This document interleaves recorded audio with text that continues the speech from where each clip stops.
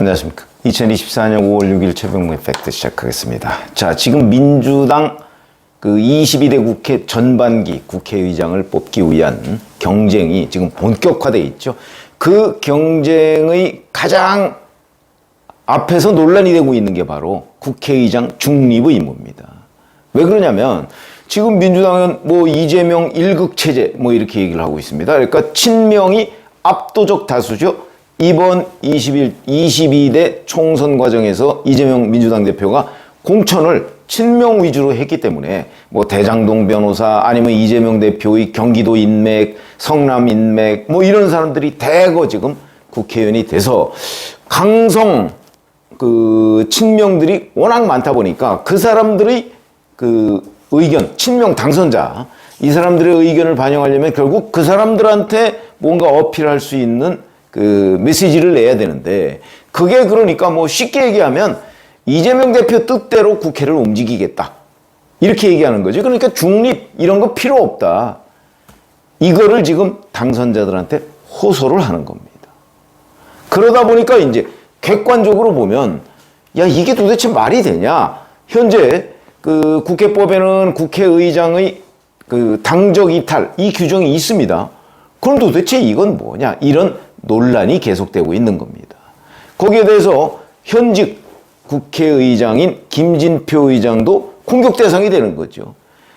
그 직전인 박병석 의장도 마찬가지고 저희가 보기에는 박병석 국회의장의 경우 뭐 좀 중립적 위치를 이탈한 적이 많다 이런 식으로 비판을 받았던 걸로 기억하는데 민주당에서는 오히려 박병석 의장을 공격하고 있고 지금 이어서 김진표 의장은 박병석 의장보다는 그래도 중립 쪽에 좀 가까운 완전한 중립이라는 건 있을 수가 없죠.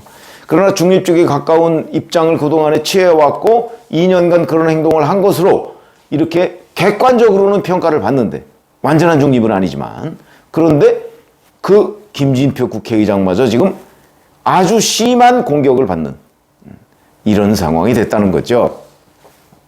자, 지금 국회의장 후보들이 4명이 나와 있습니다. 정성호, 추미애, 조정식, 우원식.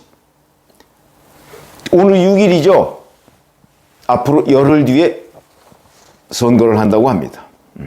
자, 이런 정도가 아니고 심지어는 지난 5월 2일에는 최상병 특검법 상정을 안 하면 뭐 4일부터 예정된 국회의장 해외 순방을 물리적으로 저지하겠다. 이런 소리가 민주당에서 나왔습니다.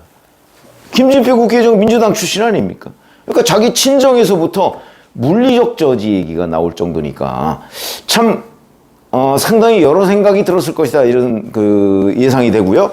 이래서 보니까 그래서 결국 본회의에서 표결을 하긴 했죠. 그래서 가결이 됐는데 그리고 이제 오는 5월 28일 이제 만약에 윤석열 대통령이 재의 요구권을 행사하면 5월 28일 표결에서 재표결한다.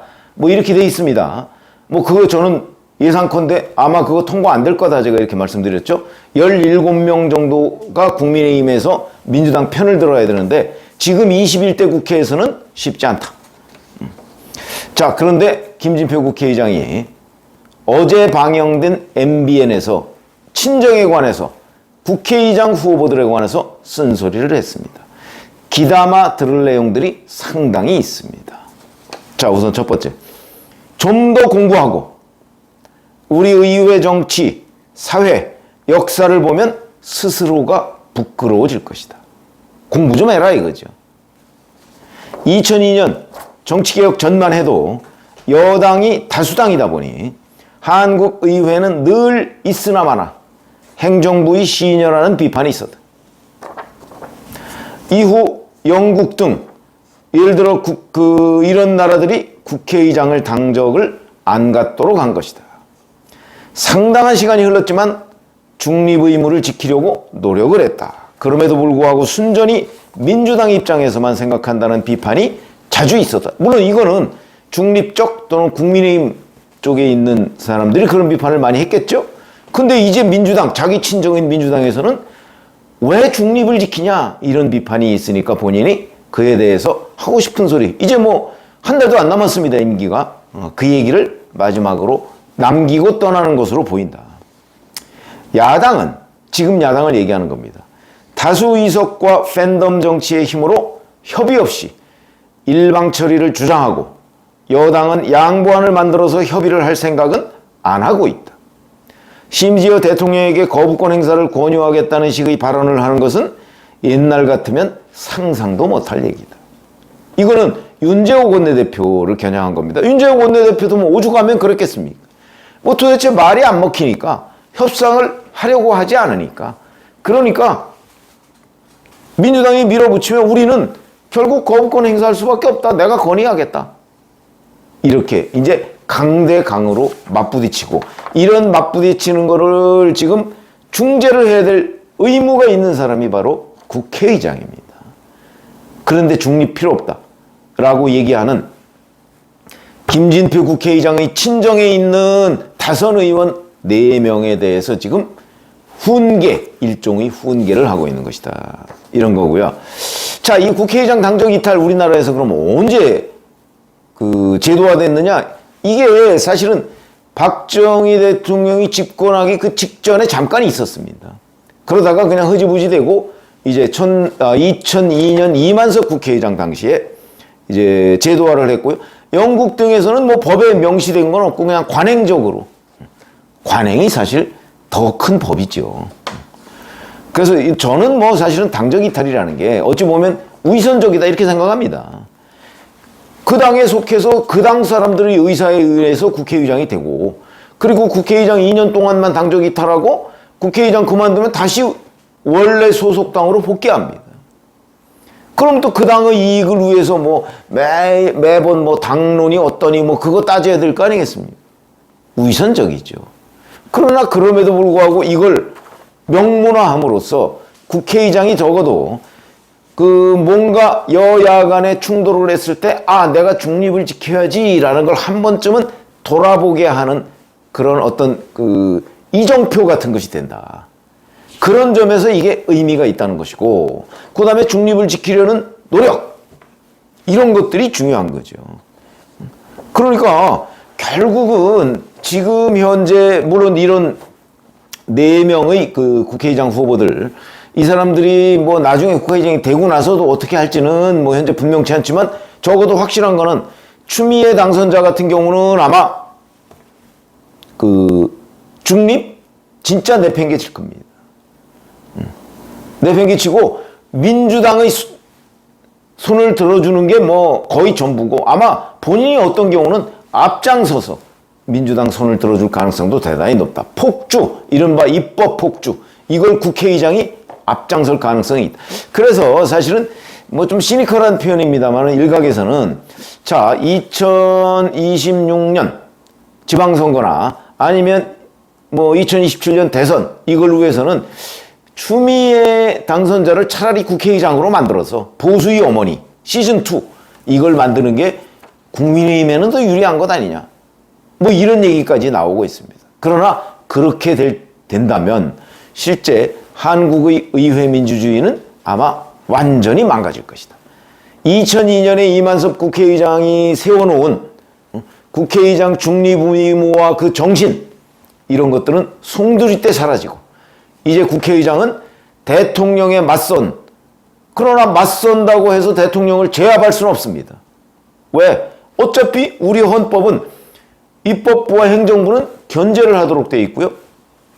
대부분의 집행 기능을 행정부가 가지고 있습니다. 그러니까 그걸 입법부가 제압하려고 나서는 게 바로 이재명 대표가 얘기하는 처분적 법률이라는 겁니다. 무슨 얘기냐면 구체적으로 이렇게 집행까지도 법안에 아예 명시한다 이거죠. 근데 그거는 우연 논란이 있거든요. 그래서 앞으로의 과정을 보면 아마 국회의장 누가 될지 모르지만 저는 뭐 정성호 의원이 될 가능성이 제일 높다. 왜냐하면 추미애 당선자는 위험하다 하는 거를 민주당의 당선자들도 상당 부분 공유하고 있기 때문에 정성호 의원이 될 가능성이 대단히 높다. 제가 여러 차례 말씀을 드렸습니다. 자, 뭐 그건 뭐 최종적인 결과는 이제 열흘 뒤에 16일이니까 그때 보셔야 되고요. 자, 그러면 그렇게 민주당이 폭주를 했을 경우, 그 다음에 이재명 대표가 얘기했듯이 처분적 법률을 연구하라고 했기 때문에 아마 처분적 법률의 여러 가지 조치들, 그 대표적인 경우가 1인당 25만 원. 아마 이런 거 법안으로 명시해서 제출할 가능성도 있습니다. 그러면 정부는 무조건 1인당 25만 원을 어떻게든 만들어내서 해야 되는 건데, 아마 그 경우에는 윤석열 대통령은 그 법을 또 제의 요구를 하든가 아니면 그 법에 대해 우연심판 제청을 한다든가 뭐 이런 식으로 해서 대응을 할 수밖에 없습니다. 지금 대통령이 왜 거부권을 남발하느냐 그런데 그거는 그것만 놓고 비판할 일이 아니고, 그러면 국회는 왜 입법권을 남용하느냐, 여기부터 따져들어야 되는 거기 때문에 이게 닭이 먼저냐 계란이 먼저냐 이런 논쟁하고 비슷한 얘기입니다. 그러나 우리 헌법은 국회는 입법, 행정부는 입법을 집행하는 이걸로 지금 구분해 놨기 때문에 그런 부분은 우리가 아무리 뭐 편파적으로 얘기를 하더라도 구분해서 평론을 해야 된다.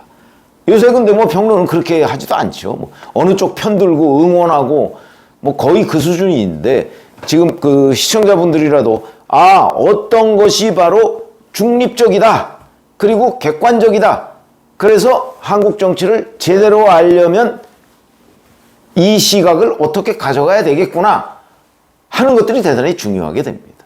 그래서 이 논평도 다 같은 논평으로 취급받아서는 곤란하다 하는 걸 제가 여러 차례 말씀을 드렸는데, 어쨌든 친정에 대해서, 그리고 친정의 국회의장, 차기 국회의장 후보들에 대해서 김진표 국회의장이 참다 못해서 한마디를 했고 쓴소리를 했고, 이거는 저희처럼 수십 년 정치부 기자를 한 사람들 입장에서 본다면 대단히 교훈적인 얘기다. 만약에 김진표 국회의장의 이런 쓴소리, 물론 김진표 국회의장이라고 뭐 전부 다 중립을 지킨 건 아닙니다만은 이런 쓴소리를 소홀히 할 경우에 아마 그 후폭풍을 결국 민주당이 나중에 맞을 수밖에 없다. 왜냐하면 권한을 자기가 다 갖고 있으면 나중에 그에 따른 책임도 본인이 다 져야 됩니다.